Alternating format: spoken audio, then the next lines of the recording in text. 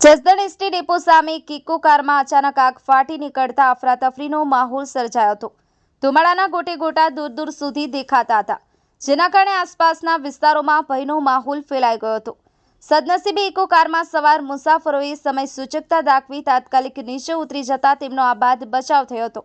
ઘટનાની જાણ થતાં જસદણ ફાયર બ્રિગેડની ટીમ તાત્કાલિક ઘટના સ્થળે દોડી ગઈ હતી અને ભારે જહેમત બાદ આગ પર કાબૂ મેળવ્યો હતો।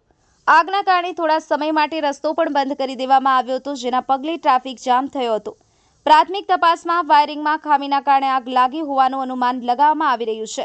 જો કે આગ લાગવાનું ચોક્કસ કારણ જાણવા માટે વધુ તપાસ હાથ ધરવામાં આવી છે। ઘટના સ્થળે લોકોના ટોળા એકત્ર થઈ ગયા હતા અને આગની ભયાનકતા જોઈને ચિંતા વ્યક્ત કરી રહ્યા હતા।